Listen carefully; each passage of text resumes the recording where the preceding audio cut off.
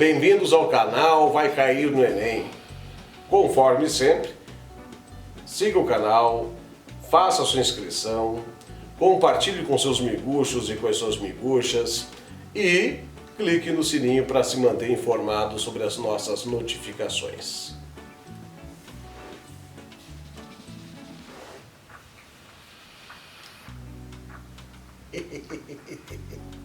Camiseta bonita, né? Eu não visto mais aquela amarela. Até vergonha. Dá vergonha. Dá vergonha. Capaz de me confundir com um retardado no meio da rua, né? Me chamar de fascista, essas coisas assim. Então, quando eu for ver jogo da seleção, eu vou colocar essa aqui.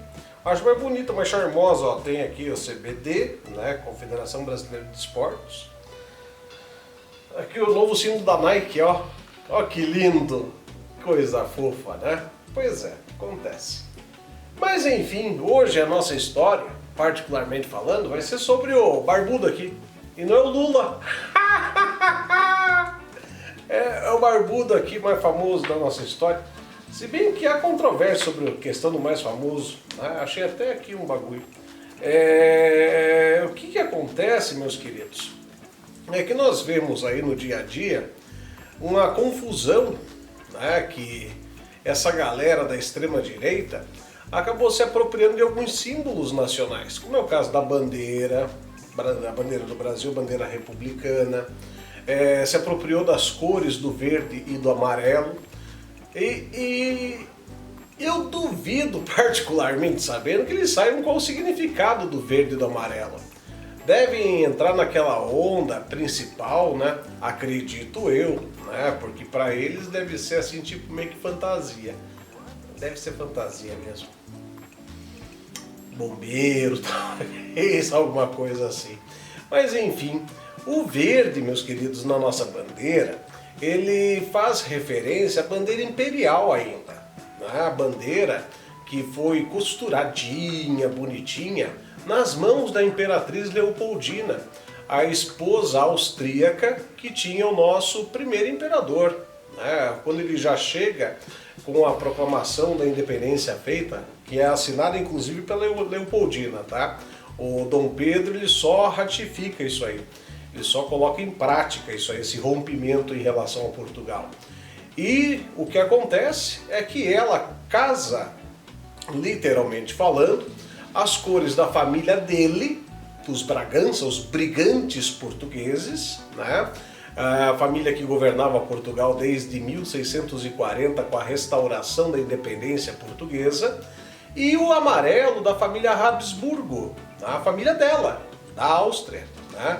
Então o verde e amarelo não é verde das matas, amarelo do ouro, né? Isso é coisa de Jaguara, que nem a gente fala aqui em Curitiba, onde eu estou gravando esse vídeo. Mas enfim, a nossa conversa principal é sobre o nosso segundo reinado, não sobre o primeiro. Apesar de que, particularmente falando, eu acho que a gente deveria aproveitar essas manifestações do 7 de setembro e devolver tudo para os portugueses, não é nem para os nativos, que eles não querem mais. Está tudo zoneado de tal forma que os nativos não querem mais. Mas os portugueses talvez queiram, né? Já que muitos desses jaguaras, coronéis, militares no geral e generais, para quem não sabe, acontece isso, acabam pedindo a sua reserva e indo morar em Portugal. Olha que patriotismo, né? Você que é um estúpido, né, nacionalista e bolsonarista, perceba que você defende a galera que vai pedir cidadania portuguesa, seu retardado mental, né? Mas enfim, o que acaba acontecendo é que essa cidadania portuguesa, né, que eles têm lá, fazem com que eles vivam lá numa social-democracia, né? Eles são direitistas só para você, seu imbecil. Lá eles vivem no regime que é de centro-esquerda. Mas enfim, a nossa conversa não é sobre isso. Mas o que acontece? O nosso segundo reinado aqui no Brasil, ele começa com o golpe da maioridade, que eu já tinha feito referência no vídeo anterior sobre os golpes de Estado, né? Que não foi golpe, e sim um acordo, um arranjo político entre liberais e conservadores no Brasil, liberais representados pelo deputado cearense José de Alencar, que não é o escritor, é o pai dele, né? Com o então regente Pedro de Araújo Lima, que por conta principalmente das revoluções que ocorreram durante o período regencial, acabaram entrando nesse acordo porque tinham a ideia meio que mirabolante de que a imagem de ter um imperador, por mais que fosse prematuro, apenas com 14 anos, poderia reunificar o país e acabar com esses movimentos separatistas, né? E acabaram propondo isso ao jovem Pedro de Alcântara, que na ocasião tinha 14 anos e 7 meses apenas de idade. E ele acaba aceitando a empreitada corajosamente, diga-se de passagem, iniciando com isso o segundo reinado aqui no Brasil. A partir daí, né, nós temos toda uma reconfiguração política, já que desde a independência em 1822, inaugurada, abre aspas, no 7 de setembro, né, que não foi nessa data, vou marcar um outro vídeo para conversar com vocês a respeito disso, mas enfim, a partir do 7 de setembro, quando começa o primeiro reinado, o Brasil não tinha dado realmente o seu passo inaugural rumo a ser um país com identidade própria. Piorou durante as regências, em que ocorreram diversos movimentos separatistas, os farroupilhas no Rio Grande do Sul, os cabanos na região do Pará, o pessoal da balaiada no Maranhão e outros tantos que acabaram ocorrendo. E era necessário, se fazia urgente, né, se promover essa identidade e esse Estado brasileiro. E é justamente nas mãos de Dom Pedro II que isso acaba se formatando, acaba se colocando, se inaugurando o Estado brasileiro. Apesar de a nossa identidade sempre ser uma briga ao longo de praticamente toda a história do segundo reinado. Uma vez que ainda nós temos uma essência portuguesa, a nossa administração muito burocrática é uma herança portuguesa, não é uma coisa brasileira, é uma herança portuguesa, né? Além disso, a nossa língua, o nosso idioma, que só vai ter aí uma configuração mais abrasileirada ao longo do século XX. Perceba o quanto demora a formação dessa identidade. Comida típica, que comida típica o brasileiro tem? Nenhuma, né? Que cultura o brasileiro tem? É a portuguesa, vinculada ao catolicismo, né? Então você não tem uma identidade nacional. E é justamente em busca dessa identidade nacional que você tem a inauguração, ainda durante a regência do Pedro de Araújo Lima, do Instituto Histórico e Geográfico Brasileiro, o qual Dom Pedro II sempre se fez muito presente, né? Em todas as sessões que eram realizadas no Instituto Histórico e Geográfico Brasileiro, estava lá ele presente, fazendo a abertura, fazendo seus discursos e sempre brigando por isso, sempre brigando por essa identidade, né? A questão da escravidão, herança maldita dos portugueses, foi mantida durante o segundo reinado e muitos consideram como sendo a grande mancha do governo de Dom Pedro II, mas não foi, não foi a grande mancha é a Guerra do Paraguai, que aí nós tivemos um real absurdo de carnificina.